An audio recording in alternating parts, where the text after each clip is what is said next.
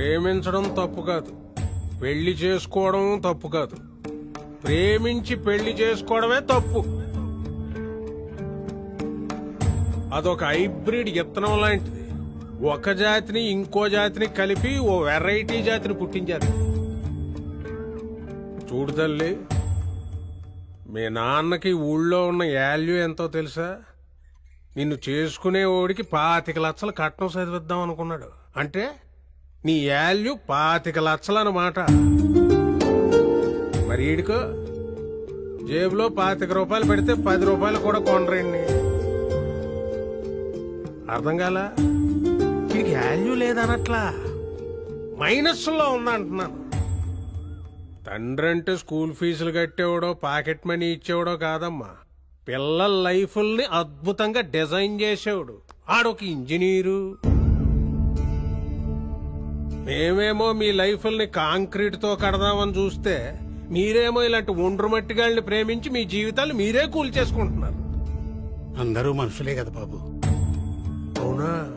ఇప్పుడు 10 రూపాయల నోటు మీద గాంధీ తాతను అవుతానే ఉంటాడు, 2000 నోటు మీద గాంధీ తాతను అవుతానే ఉంటాడు. అలా అని చెప్పి రెండూ ఒకటే, దేని వాల్యూ దాంది. నాకు ఇచ్చి పెళ్లి చేయండి సార్, తను హ్యాపీగా చూసుకుంటాను. అబ్బా, ఏం చదువుకున్నావేటి? డిగ్రీ పూర్తి చేశానండి.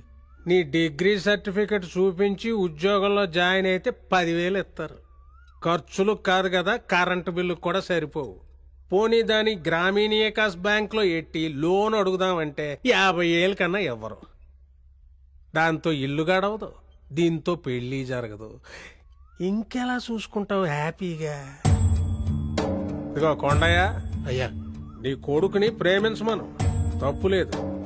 కానీ నీ వాల్యూ ఎంత, నీ కొడుకుగా పుట్టినందుకు ఈడి వాల్యూ ఎంత, అవతలోడి వాల్యూ ఎంత అని ముందు క్యాల్కులేటర్ తో క్యాల్కులేట్ చేసుకొని మరీ ప్రేమించమను.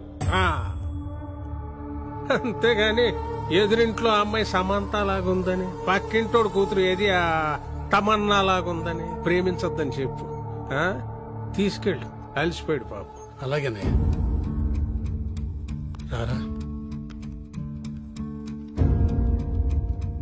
చెల్లమ్మా, అమ్మాయిని తీసుకెళ్ళు. నువ్వు ఆగు. ట్రైన్ పట్టాలు తప్పిందంటే తప్పు ట్రైన్ది కాదు, డ్రైవర్ది. అలాగే కూతురు కంట్రోల్లో లేదంటే తండ్రిదే తప్పు. తప్పు చేయడం తప్పు కాదు, తప్పు అని తెలిసి సరిదిద్దుకోపోతే తప్పు. పెట్టో, కంట్రోల్లో పెట్టు.